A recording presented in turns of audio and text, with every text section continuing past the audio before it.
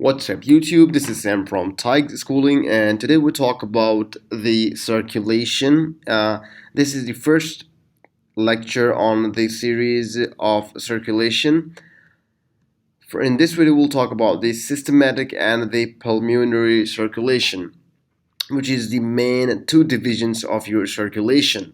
So circulation is actually, or your circulatory system is defined as the transport system that causes the circulation of blood throughout the body in a continuous circuit. Your whole blood circulating in your body is through this circuit, which is called the circulatory system. It has two important circuits. Let me change the color for you. We have got the pulmonary circuit and we have got the systematic circuit. So the pulmonary circuit, which is defined whenever you hear the word pulmon, which means lungs. And wherever you hear the word systematic, it's throughout your body. But in this case, throughout your body, but except it's not passing, it is supplying. The supply of lungs is different than the blood passing through the lungs. So pulmonary, we'll explain it in just a bit. So pulmonary, the blood passes through the lungs, and systematic, the blood moves throughout the whole body, except passing through the lungs, but it also supplies, the systematic supplies the lungs. Let me explain it in just a bit.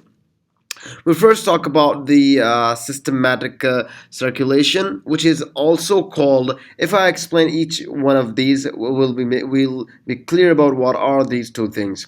So if we talk about the systematic circulation, which is also called the peripheral circulation or greater circulation, it always starts from your, what do you call, left ventricle. If I see here, this is your left ventricle. It always starts from your left ventricle and it moves to your aorta. If you can see the picture clearly, it starts from your systematic circulation, starts from your left ventricle, moves through the aorta, and aorta has different branches. It passes through the different branches, and from these branches arises the arteries. As we move further on, there are arteries, and from these arteries there are, let me put it this way. We have got the left ventricle, then we have the aorta, then we have got the arteries.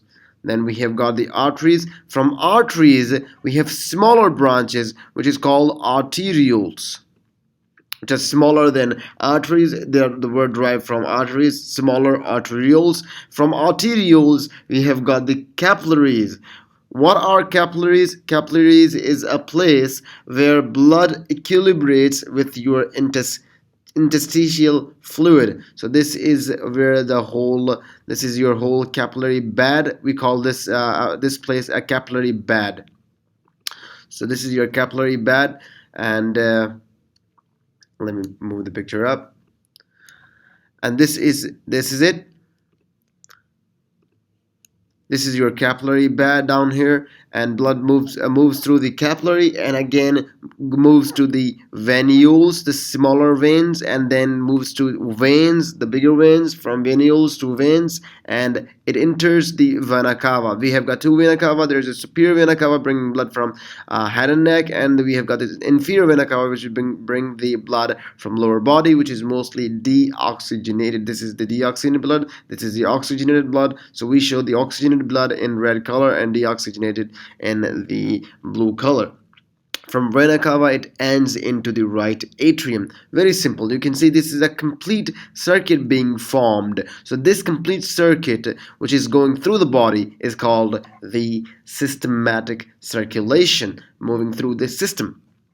The second type of circulation we call the pulmonary circulation, which is moving through the lungs. I'll change the color and make it pink for you. So in pulmonary circulation, what happens? Let me explain.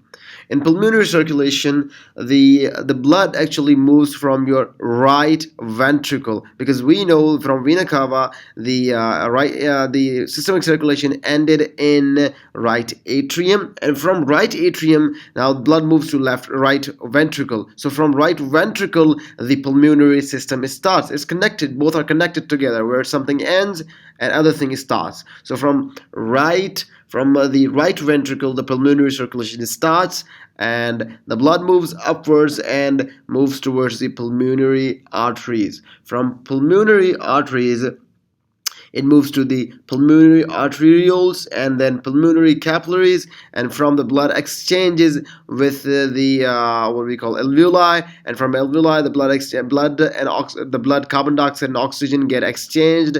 Carbon dioxide moves out, oxygen comes in, and there the equilibrium occurs, and again the fresh oxygen in the blood moves back towards what we call the pulmonary venules and pulmonary veins, and finally into your left atrium. This is your left atrium. So this is a complete circuit being formed. This is called the pulmonary circuit. You can notice that the pulmonary veins these are the only veins. Pulmonary veins are the only veins that carry the oxygenated. We have another vein in the womb. We'll talk about that later. But you have to remember that pulmonary veins in adult, in a male, in a female, are the only veins that carry the oxygenated blood from your lungs to your your left atrium. And again, from left atrium, the blood starts pour into the left ventricle. Again, a systematic circulation starts. So you can see it's very easy to understand. Both systems are connected. It's easy to grab the idea. If you have any query, please make sure to leave us a comment. See you in the next video.